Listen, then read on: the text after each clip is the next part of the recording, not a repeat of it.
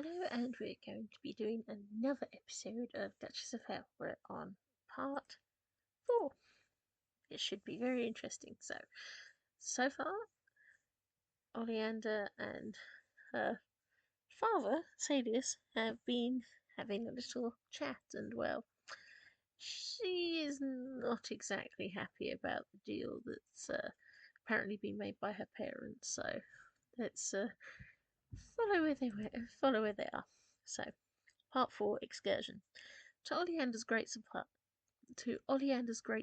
the little white tree frog had reappeared with a slightly annoyed look upon his face.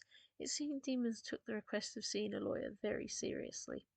It was a bit of a surprise, but Oleander was unable to say or do anything as the bed disappeared and she found herself suddenly standing in what looked like a service elevator. She had no idea how it had just appeared from nowhere, but she was dressed all in black, and beside her was a tall figure in a neat lilac suit who had deep olive skin, dazzling golden eyes, wavy long black locks, and a neat beard with a little bit of salt and pepper colouring to it. He reminded her of an actor from a film, but she just remained staring in surprise as the figure gave a heavy sigh. There are strict rules when it comes to hell, sweet pea. If you request legal representation in order to view a deal, we have to go to the top office, and that means going to see the miserable Belial. To quote Milton, more gross to love vice for itself. Belial is a weird and disturbing and does an impression of the Grey Twins that intimidates most people coming to see him. Celia stated with a groan, revealing himself to be this rather handsome and distinguished-looking fellow, whilst Oleander just blinked. She was not sure what was happening, but she'd decided that somehow when Rachel had left the room she'd fainted and was now having a very realistic dream. She was not going to question anything and just looked at the miserable container-like elevator. So, going to hell, we're going down into some warehouse basement?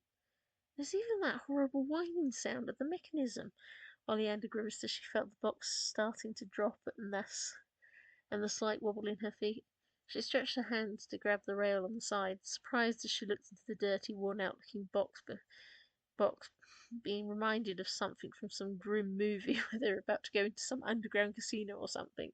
Sadius gave her a curious expression, before then noticing that there was something above the rather rusty-looking doors that was flashing random colours. Are those like Enochian numbers or something? Oh no!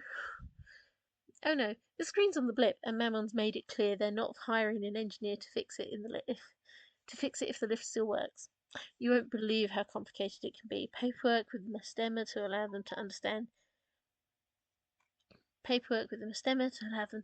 this elevator is only going through Pandemonium and not randomly dumping someone in hell, Salius groaned, making Oleander give a soft snort at the idea of such bureaucracy. She must have been reacting to the thought of how she would need a lawyer for the work matters, and it was influencing her dream. Salius, though, gave her a soft sort of look, obviously feeling sad for her, as he gave a soft sigh. I'm sorry, darling. If I'd have known what was going on in your company, I might have nagged at one of the other demons to stick their nose in and stall. But your deal kinda meant nothing that happened on Earth mattered. Is that why I was assaulted and you didn't save me? It sort of came out from nowhere, but Oleander had considered the situation carefully and just how much she had gone through that the child of a demon should not. She should not have been attacked and brutalized when she was 20 coming home from college at night on her own doorstep until the neighbour had managed to rescue her. She should have had some kind of real protection from that. But then again, how many times had weirdos stalked after her for being a woman walking on her own? How many times had she been catcalled since she was 11, and no one had responded,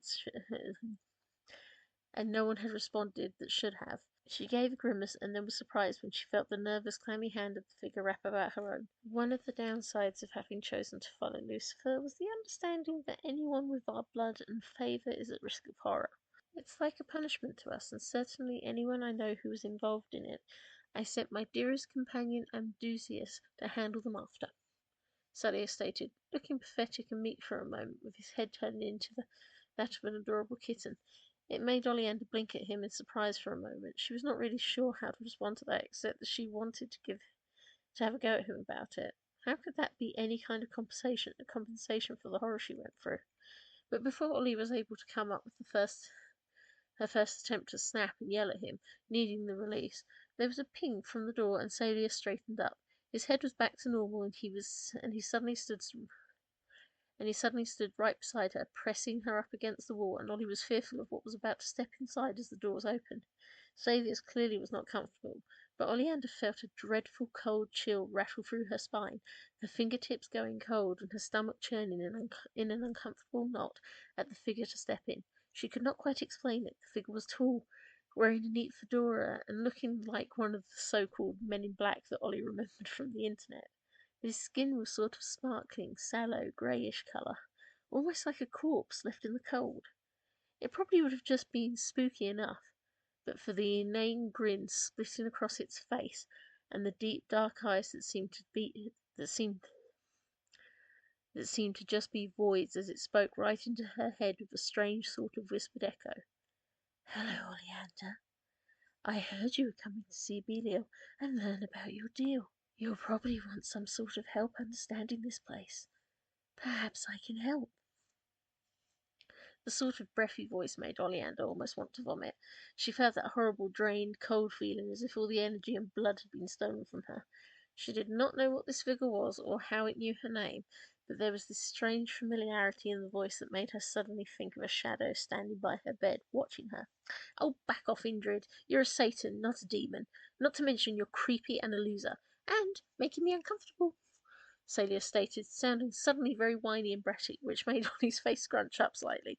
She was quite surprised, looking to her father and then to the creepy, grinning man that tilted his head to the side slightly before then giving a soft sound that was almost a snort through his strange slit-like nostrils. His voice then echoed in her head again, and Ollie was not quite sure she wanted to be here much longer. "A shame. But should you ever sense me around, say hello. I enjoy strolling through your household when you're asleep. Your dreams are so interesting," Indrid stated gently. When the doors pinged again, he stepped to them. Ollie was very unsettled, but as she looked at the door, she realised it had not and did not open. The creature just seemed to step through it. Ollie looked towards her father for some kind of response to it, but Salius was pouting and looking petty. Then and looking pretty annoyed. Oleander, though, was pretty sure she should recognise that name and that figure, but there was no way she was going to look it up in case she's got some additions to the nightmares but there was no way she was going to look it up in case she got some additions to the nightmares this would bring. "Don't worry about him. He just comes here to drop off information and use to the boss and creep out everyone. He's one of those Satans, you know. Not exactly an angel, but not a demon. Sort of designed to freak people out and make them question their faith. Though I can't actually tell if he might not have been flirting. But they don't have a sexuality, so there's no telling if it was just creepy for the sake of creepy. Anyway, here's our door, honey." Ollie did not have a chance to say anything. The door pinged, and this time opened into a room covered in red velvet. Everything was covered in red velvet, like carpet. Tapestries instead of wallpaper. Even the furnishings were covered in red velvet, and there was some of the darker sort of patterns that were seen on nice furnishings. But Ollie's head was spinning. She stepped out of the elevator into what looked like a weird fabric hotel lobby, and noticed the front desk was abandoned, although there was a lamp covered in fabric too. Even the bulb looked fabric. Salius, though, beckoned her over to a door at the end of the room that looked like it went into a kitchen, as it was a wooden swing door with two round windows. Salius looked in, though, and Ollie just found herself staring too with a grimace. "Ew, is that a jar of toenails?" Now Ollie felt even more sick. They peered into the room that looked like a 70s British mobster idea of a fancy office, where a stocky figure with pale skin, greased back hair, and a look on his face like he'd been smashed with a car, was lounging in a three-piece pinstripe suit. Upon his lap, where he had an ancient-looking black and gold-lined rotary phone that he was listening to, was a jar of what looked like twisted, gnarled, and rather hideous giant toenails that he was stroking and licking his lips rather sultrily towards. Not that Oleander thought to kink shame, but it was a little unusual, and she noticed the giggle from Sadius as he looked at her with a grin. "That's Belial. We have a bet running on how long it takes him to realise that those aren't Lucifer's toenails, but spicy cheese corn chips." You'd be surprised how many times we pull this prank on for Beelzebub's pleasure and a favour from him. See, Belial is like every creepy, obsessive kind of person you could imagine that would do something unusual or disturbing, like buying used underwear to put on his effigy of his beloved. He's been that weird since before the fall, you know. But he's also the guy in charge of all the deals and deeds of the demonic. If you want to ask the details and quibble the nature of the contract, that's who to talk to. Salius beamed happily, and Oleander turned to look at him very slowly before then giving a groan of frustration. Why was the universe filled with creeps?